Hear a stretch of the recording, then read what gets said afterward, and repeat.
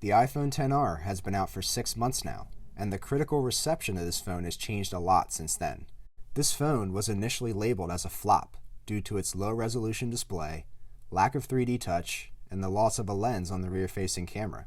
But after some time and real-life usage with the device, the narrative changed. It is now dubbed as a powerhouse, a battery king, and other praiseworthy titles which it truly lives up to. But is the XR still a worthy buy at this point in time? Form factor. Almost all new phones being released these days are glass sandwiches, and the XR is no exception to this, with glass on the back and an aluminum frame siding. The colored frame is a very nice touch and still can easily be seen with the use of a clear case. The button layout isn't any different than predecessing iPhones, with the exception of a larger sleep-wake button, which I appreciate. The overall feel of this phone makes me think of it as a slightly larger iPhone 8, which may make it sound like its feel is outdated, but I'm still getting subtle vibes of a premium-feeling device with all things considered. The notch isn't as bad as some make it out to be, but it definitely has the potential to reduce in size on future models. If you look at the notch in the right lighting, you can see some spacing between the camera, speaker, and sensors.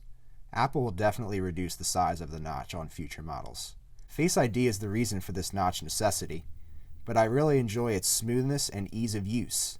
It doesn't matter if you just woke up and it's dark, or if you're wearing sunglasses. The phone just always seems to unlock. Those who are critical of Face ID complain that it doesn't take you right into the phone, and that there's a whole nother extra step to jump through. But if you're really that impatient, you can swipe up on the screen while Face ID is processing. The bezels are a bit thicker on the XR when compared to the XS and XS Max, but this is a difference you won't notice unless doing a side-by-side comparison.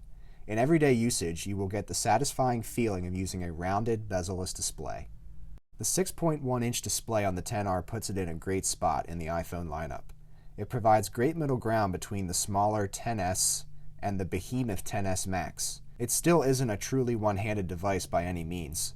The control panel is still a reach and a half away, but the overall usage of a phone at this size has been a positive experience for me.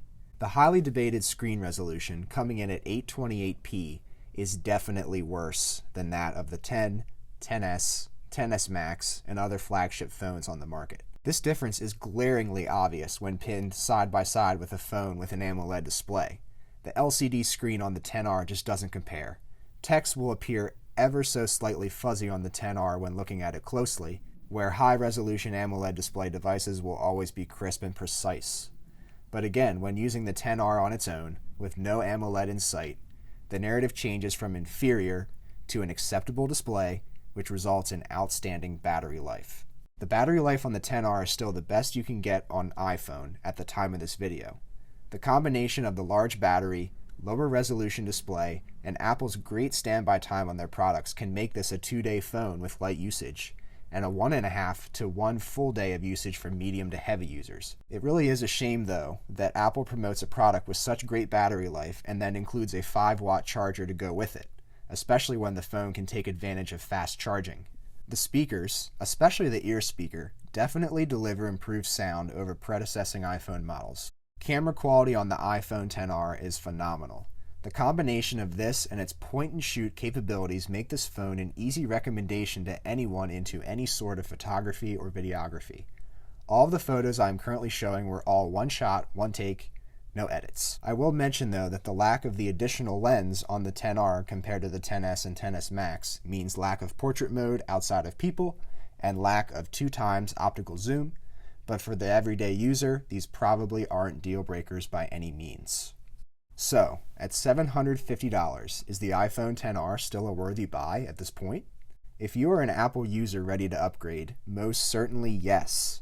There are even opportunities outside of the Apple Store to get this for around $600 to $650 USD by the looks of eBay and Amazon. Regardless, this phone is not cheap by any means, but you are getting a lot of great features for your money and you won't regret making this purchase. If you are outside the Apple ecosystem, there are honestly a lot of other great options right now where the same amount of money could get you higher resolution displays and other premium 2019 flagship features.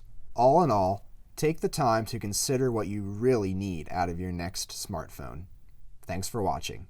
Like, comment, sub, and I'll see you in the next one. Take care.